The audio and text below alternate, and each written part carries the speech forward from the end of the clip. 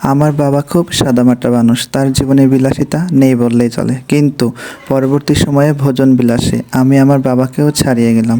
কোনো অঞ্চলের কোনো রেস্টুরেন্টের কোন খাবারটা ভালো সেটা না খেলে যেন রাতে ঘুম আসতে চায় না।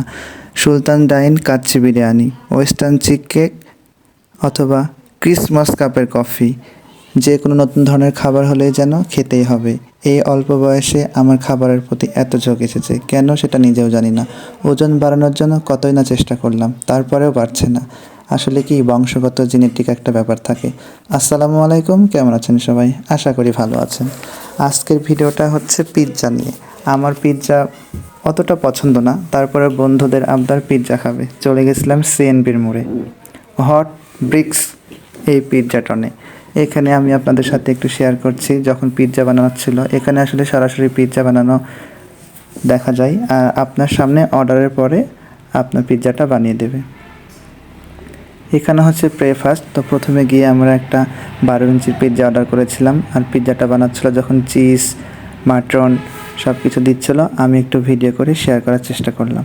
আসলে ভিডিও করার কারণ একটাই, ওই যে বললাম যে পরবর্তীতে যদি ট্রাই করি তাহলে এই ভিডিওটা দেখেও ট্রাই করা যাবে। রাজশাহী শহর গোছালো শহর, রাজশাহী শহর সুন্দর শহর, ক্লিন সিটি, বিগ সিটি, যা বলেন না কেন সব কিছুই জানে এই রাজশাহী শহর। আমি অনেক জায়গায় গিয়েছি, তবে রাজশাহী শহরের মতো সৌন্দর্য এবং শান্তি আমি কোথাও পাইনি। ঢাকা শহর ব্যস্ত শহর, বাংলাদেশের রাজধানী ঢাকা হলেও আমার কিন্তু ঢাকায় থাকতে ভালো লাগে না, কারণ সেখানে কেউ কারো দিকে তাকায় না, কেউ বিপদে পড়লে কেউ পাশে এসে দাঁড়ায় না। রাজশাহী শহর এমন একটা শহর যেখানে আপনি একটি বিপদ পড়লে আপনি না চাইলেও আপনাকে সাহায্য করতে ছুটে আসবে যে কেউ। আপনি বিপদে পড়েছেন এটা যদি কেউ দেখে, কেউ সাহায্য করবে না, এরকম মানুষ রাজশাহীতে পাওয়া খুব কম। তো যাই হোক, আপনাদের সাথে গল্প করতে করতে আমাদের পিৎজা চলে এসেছে। পিৎজার সাথে 3টা সস ছিল। আমার একটু স্পাইসি পছন্দ পিৎজাটা। তো যাই হোক, পিৎজাটা খাচ্ছি। পিৎজাটা আমার বেশ ভালো লেগেছে। আসলে কম প্রাইস ছিল পিৎজাটার, তারপর আমার ভালো লেগেছে।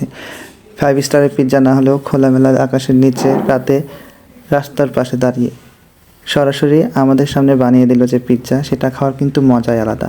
আপনারা যে কেউ চাইলে খাইতে পারেন। আর হ্যাঁ, সামনে গিয়ে কিন্তু একটা রেস্টুরেন্ট হয়েছে 640, সেটাতেও আমি গিয়েছিলাম, গত ভিডিওতে আপনাদের দেখিয়েছি।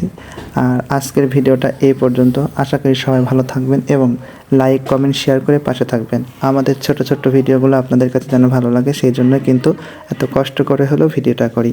তো যাই হোক, আজকের ভিডিও এ পর্যন্ত। সবাইকে আবারও সালাম এবং সবার সুস্থতা কামনা করে আজকের ভিডিও শেষ করছি। তবে হ্যাঁ, শেষ করার আগে আরেকটা কথা, সিএনবির মোড়ে এই যে এই মটকা চা না খেলেই নয়। তো শেষে কিন্তু সিএনবির মিষ্টি এবং চা খেয়ে বিদায় হয়েছি।